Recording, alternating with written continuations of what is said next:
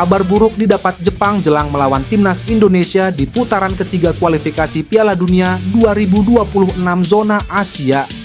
Kabar buruk itu ialah tak bisa diperkuat oleh striker beringas mereka Ayase Ueda karena cedera. Feyenoord klub yang menaungi Ayase Ueda mengumumkan pada Senin bahwa Ayase Ueda bakal menepi hingga tahun ini berakhir. Ayase Ueda mendapatkan cedera pada kaki bagian atasnya. Ia cedera saat melawan Ajax di kandang pada Eredivisie, Rabu. Ayase Ueda akan absen tahun ini. Sang penyerang tengah berjuang melawan cedera kaki bagian atas yang akan membuatnya absen setidaknya hingga jeda musim dingin. Tulis pernyataan Feyenoord dalam laman resmi.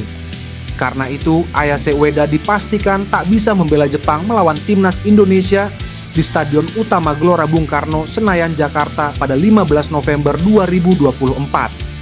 Ayase Ueda adalah salah satu striker andalan Jepang di putaran ketiga. Pemain 26 tahun itu telah mencatatkan 30 caps bersama Jepang. Ia sudah mencetak 14 gol untuk Jepang sejak debutnya pada 2019. Beberapa hari yang lalu, pelatih Jepang Hajime Moriyasu telah mendengar kabar cedera Ayase Ueda. Ia telah memikirkan pemain pengganti untuk mengisi posisi Ayase Ueda. Jika memungkinkan, saya ingin memanggilnya lagi dalam keadaan sehat, kata Moriyasu. Kevin Dix dijadwalkan bakal mengambil sumpah WNI di Denmark pada Kamis, 7 November 2024. Hal tersebut diungkap Ketua Komisi X DPR RI, Hetifah Sejaifudian. Komisi 10 DPR RI menyetujui proses naturalisasi kewarganegaraan Indonesia terhadap 3 pemain, yakni Kevin Dix, Noah Johanna Christina Cornelia Leatomu, dan Estella Raquel Lupataj. Kini PSSI akan mengebut proses naturalisasi Kevin Dix dengan sesegera mungkin melakukan sumpah WNI. Jadi tanggal 15 itu pertandingan timnas Indonesia lawan Jepang. Tanggal 7 harus sudah masuk ke FIFA suratnya. Tanggal 7 November juga disumpah di Denmark. Ini info dari PSSI, kata Hetifah. Meski sudah disepakati oleh Komisi X DPR RI, Kevin Dix belum tentu bisa bermain melawan Jepang. Sekjen PSSI, Yunus Nusi, mengatakan proses masih dikebut. Namun laga timnas Indonesia kontra Arab Saudi paling memungkinkan. Kita akan berusaha menuju ke pertandingan melawan Jepang. Tetapi proses administrasi dengan pihak ketiga atau negara lain jadi kendala kami. Tetapi kami optimistis untuk tanggal 19 November melawan Arab Saudi. Kami yakin Kevin Dix sudah bisa. Untuk melawan Jepang, masih dalam proses. Insya Allah kami bersama-sama untuk melakukan komunikasi dengan negara asal Kevin Dix dengan FIFA, dan untuk beberapa kementerian yang secara administratif kita lalui, alhamdulillah sudah aman. Mudah-mudahan dengan FIFA dan negara asal Kevin Dix secepatnya bisa kita selesaikan. Tutup Yunus Nusi. Sekjen PSSI Yunus Nusi menyampaikan kalau pihaknya sudah mengantongi calon striker keturunan yang akan dinaturalisasi untuk memperkuat timnas Indonesia.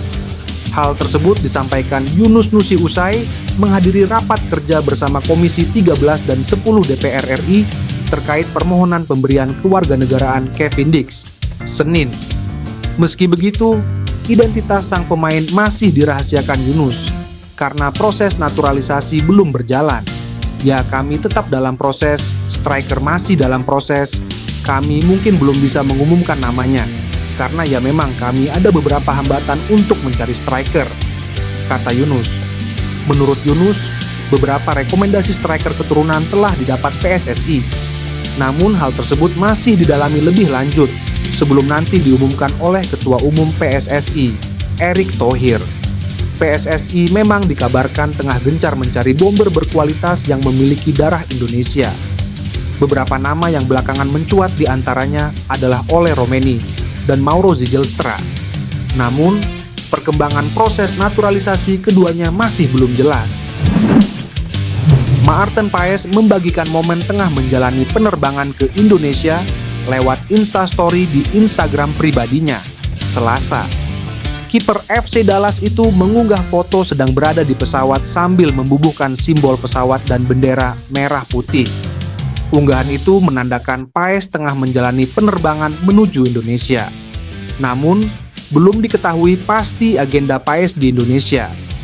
Pasalnya, PSSI melalui anggota Exco Arya Sinulinga menyebut Timnas Indonesia dijadwalkan kumpul di Jakarta 5 hari sebelum melawan Jepang.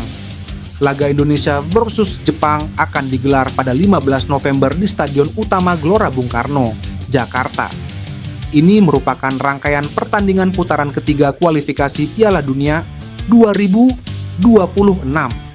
Jika merujuk pernyataan Arya, maka tim arahan Shin Tae-yong dijadwalkan kumpul mulai 10 November. Sementara Maarten Paes tiba lebih awal di Indonesia. Maarten Paes memang sudah tidak memiliki agenda bersama FC Dallas karena tak lolos babak playoff Major League Soccer. Artinya, Paes memiliki banyak waktu luang untuk dihabiskan di Indonesia dibandingkan pemain lain. Kiper 26 tahun itu pun bisa menikmati liburan jelang gabung TC lawan Jepang. Setelah menghadapi Jepang, Indonesia dijadwalkan menjamu Arab Saudi pada 19 November di Jakarta. Setelah itu, para pemain dilepas ke klub masing-masing. Selain memperkuat timnas di kualifikasi Piala Dunia 2026, Maarten Paes juga diperkirakan bisa membela skuad Garuda di Piala AFF 2024. Turnamen antar negara ASEAN itu dimulai 9 Desember hingga 5 Januari 2025. Jay Idzes menunjukkan penampilan yang optimal saat Venezia kalah 0-1 dari Inter Milan dalam laga lanjutan Liga Italia. Senin dini hari WIB, Jay kembali bermain sebagai starter setelah absen saat Venezia menang atas Udinese karena alasan keluarga. Bek andalan timnas Indonesia itu bekerja sama dengan Michael Svoboda dan Giorgio Altare dalam formasi 3-5-2. Pemain berusia 24 tahun itu bermain penuh. Berdasarkan data SofaScore, Jay jadi satu di antara pemain Venezia yang tampil bagus. Jay diberikan rating dengan angka 7,3. Rating ini hanya kalah dari kiper tim tamu Filip Stankovic yang mendapatkan rating 8,3. Rating itu diberikan karena kualitas yang ditunjukkan Jay di laga ini.